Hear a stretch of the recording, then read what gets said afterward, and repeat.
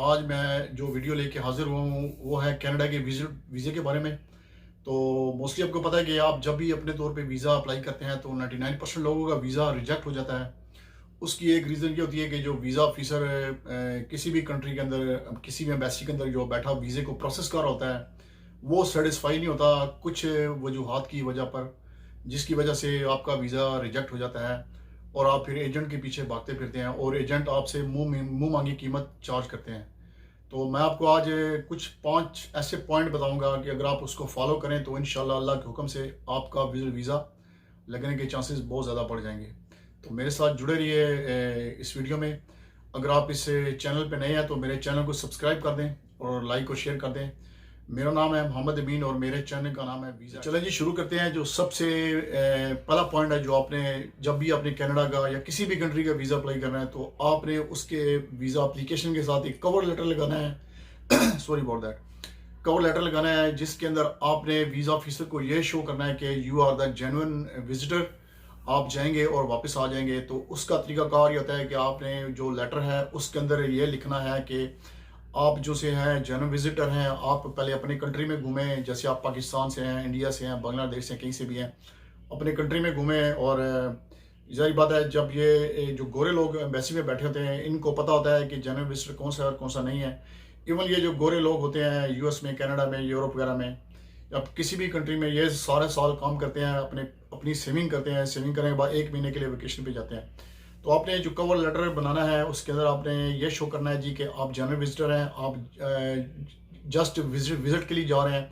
आपने cover letter के अंदर अपना टाइम पीरियड शो करना है, मैक्सिमम 1 से 2 हफ्ते या 2 से ढाई हफ्ते। तो ये जब आप शो करेंगे लेटर के अंदर लिखेंगे तो जो पहला वो कहते हैं ना इंग्लिश में कि first impression is the last impression. तो जो पहला इंप्रेशन पड़ेगा, क्योंकि एप्लीकेशन के पहले कवर लेटर होगा, जब भी वीज़ा ऑफिसर वो जो एप्लीकेशन आपकी पुल करेगा, एप्लीकेशन देखेगा तो उस कवर लेटर पे देखेगा तो वो कन्विंस हो जाएगा।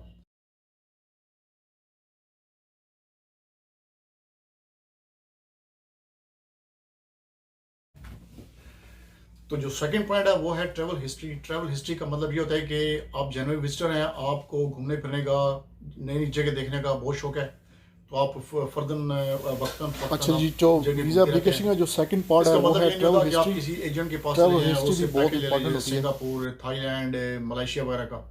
इसका मतलब ये होता है कि आप पहले अपने जो आपके जो कंट्री का जो लोकल एरिया है, जैसे आप इंडिया से हैं, पाकिस्तान से हैं, आपकी जो माउंटेन एरियाज़ हैं या आपकी जो अर्बन एरियाज़ हैं वो आप घूमें। ठीक है जनाब, उसकी आप जो प्रूफ वगैरह हैं वो अपने पास रखें।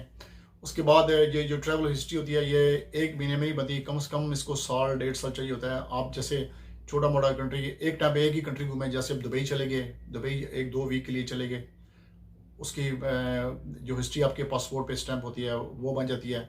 सिंगापुर चले जाएं आप, जो सस्ते सस्ते कंट्री है, बांग्लादेश चले जाएं, नेपाल चले जाएं। तो इसका मतलब इसका जो पूरा मतलब ये बनता है कि आप एक जेन्युइन विजिटर हैं और आपकी ट्रैवल हिस्ट्री है। मोस्टली जो 80% वीज़ा जो कनाडा का या किसी भी कंट्री का रिजेक्ट होता है उसकी रीज़न ये होती है कि you are not a genuine visitor. क्योंकि सम टाइम ये होता है कि कोरा पासपोर्ट जाता है, ब्लैंक पासपोर्ट, उस पर वीज़ा ऑफिसर वीज़ा नहीं लगाता। कम से कम 1 या 2 कंट्रीज़ की एंट्रीज़ हों और वो भी आप टाइम पे जाएं और टाइम पे वापस आ जाएं। जैसे अगर आपको एक किसी कंट्री का, दुबई का 1 महीने का वीज़ा मिला तो आप पूरा महीना ना गुजारें, आप वहाँ पे कम से कम 2-2.5 वीक रहें और वापस आ जाएं। तो इसको कहते हैं ट्रैवल हिस्ट्री। जो मेरा तीसरा पॉइंट है वो है फाइनेंशियल स्टेटमेंट। फाइनेंशियल स्टेटमेंट का मतलब ये होता है जी कि आप माली तौर पे फाइनेंशियली साउंड है, आपके पास पैसे हैं, आप अपना एक्सपेंस वगैरह खुद मतलब है कि उठा सकते हैं। उसके लिए ये नहीं होता कि लंबी चौड़ी स्टेटमेंट हो। जैसे आप अगर आप एम्प्लॉई हैं या आप एम्प्लॉयर हैं या अगर आपका बिजनेस है तो उसकी जो आपकी जो ट्रांजैक्शन होती है बैंक की वो मैच करनी चाहिए। अगर आप किसी जगह पे नौकरी वगैरह कर रहे हैं तो आपका जो एनुअल इनकम टैक्स है वो आपकी सैलरी के साथ, आजकल तो पता है आपको हर चीज़ ऑनलाइन है, आपकी सैलरी भी बैंक पे जाती होगी ऑनलाइन। तो वो बड़े इजीली आप उसको मैनेज कर सकते हैं। अपनी बैंक स्टेटमेंट आप शो करते वक्त ये दिखाएं जी आपने इतना टैक्स पे किया हो, आपका एनटीएन नंबर हो, चैम्बर ऑफ कॉमर्स का लेटर आप ले लें अगर आपका बिजनेस है, बिजनेस में। या अगर आपके पास पैसे नहीं है तो जब आप जाने से पहले आप 6 महीने पहले आप प्रिपरेशन करें, अपने वालद से ले लें, भाई से पैसे ले लें, तो उसकी आप पैसे निकालें, पैसे डालें, तो वो भी आपकी एक फाइनेंशियल स्टेटमेंट बैंक की ट्रांजेक्शन बन जाती है। लेकिन उसका भी आपको प्रूफ देना पड़ेगा कि गोरे इतने पागल नहीं है कि साइंस टेक्नोलॉजी में, तो आपको पता है कि यूरोप कनाडा सबसे आगे हैं ये। तो ये अगर हर चीज़ को अगर देख सकते हैं तो ये तो सिंपल सा फार्मूला है कि ये तो एप्लीकेशन देखते ही जान जाते हैं कि ये बंदा जेन्युइन विजिटर है, इसकी स्टेटमेंट सही है कि नहीं सही है। तो स्टेटमेंट बनाने के लिए है कि आप 6 महीने पहले तैयारी करें, ट्रांजेक्शन करें अपने बैंक के अंदर, बहुत लाखों की ना हो लेकिन जो भी आपकी स्टेटमेंट हो वैलिड हो। और आप जब भी जैसे आप अगर आप कनाडा में किसी भी प्रोविंस में आना चाहें, जैसे ब्रिटिश कोलंबिया हो गया, अल्बर्टा हो गया या ओंटारियो हो गया, तो यहाँ पे अगर आप आना चाहते हैं तो आपको पता होना चाहिए कि आपने ओंटारियो में कौन सी विजिटर प्लेस विजिट करनी है। जैसे ओंटारियो में, जैसे जिस स्टेट में मैं रहता हूँ, प्रोविंस में मैं रहता हूँ ओंटारियो में, या नियाग्रा फॉल्स है, CN टावर है यहाँ पे, वंडरलैंड है यहाँ पे एल्गोनकिन पार्क है बहुत बड़ा। आप इसको स्टडी करके ये भी बता सकते हैं जी कि मैं कनाडा जाऊँगा, इस प्रोविंस में जाऊँगा, इस सिटी को विजिट करूँगा। तो ये आप चीज़ें अगर आप जाने से पहले प्रिपेयर करें, अगर आपका थोड़ा सा नॉलेज हो, तो अगर आपका इंटरव्यू आता है तो आप इंटरव्यू में वीज़ा ऑफिसर को बड़ा आसानी से सेटिस्फाई। ये सबसे इम्पॉर्टेंट पॉइंट है। जब आप वीज़ा एप्लीकेशन फिल करते हैं तो आपको अपनी फैमिली टाइज भी देनी पड़ती हैं। जैसे अगर आप मैरिड हैं और अगर आपका यहाँ पे कोई बिजनेस है या आपकी प्रॉपर्टी है, तो आपको ये शो करना पड़ता है कि आप जाएंगे और सिर्फ जस्ट विजिट के लिए जा रहे हैं, आप जाके स्किप नहीं करेंगे।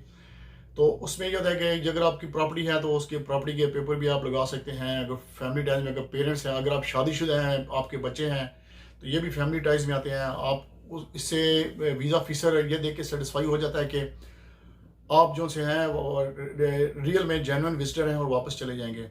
तो फैमिली टाइज बहुत मैटर करती है, क्योंकि 70% केसेस में होता है कि फैमिली टाइज ना होने की वजह से बंदे का वीज़ा रिफ्यूज़ हो जाता है। होटल बुकिंग का मतलब यह है कि आप प्री अराइवल से पहले आपकी होटल में बुकिंग होनी चाहिए, या अगर आपका कोई जानने वाला हो। ये ज़रूरी नहीं कि अगर आप कनाडा में या किसी जगह भी आपका कोई जानने वाला रिश्तेदार वगैरह है तो वो आपको स्पॉन्सर के बगैर भी आपके वीज़ा, आप लोगों का वीज़ा लग सकता है।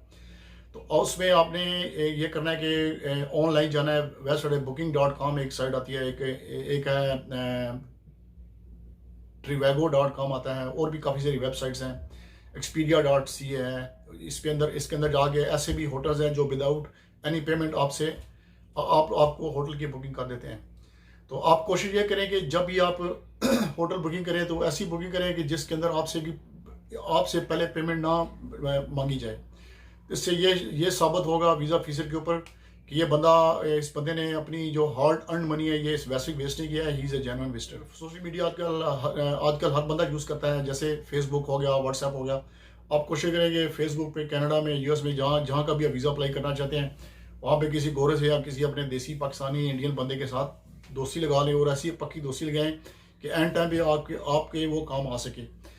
उसका सबसे एडवांटेज ये होगा कि आपने सिर्फ उससे एक लेटर लेना है जिसके अंदर वो ये इंटेंशन शो करे कि ये वाकई में मेरा दोस्त है, ABCD जो भी आपका नाम है, ये मेरा दोस्त है, ये यहाँ पे आएगा, तो मैं उसकी फाइनेंशियल हेल्प नहीं करूँगा, रहने की जगह नहीं दूंगा, सिर्फ मैं इसको साइट सीइंग में इसकी हेल्प करूँगा एज ए गाइड।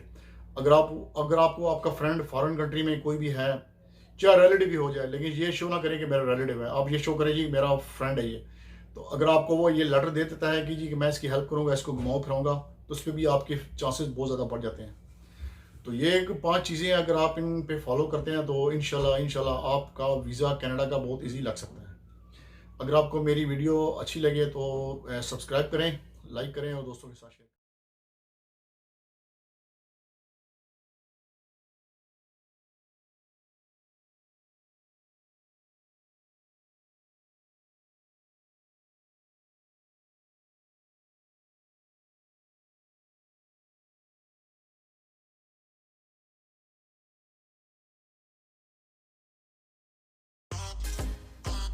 मेरी ये जो आज की वीडियो है, मेरा इसका सिर्फ मकसद ये है कि आप लोगों को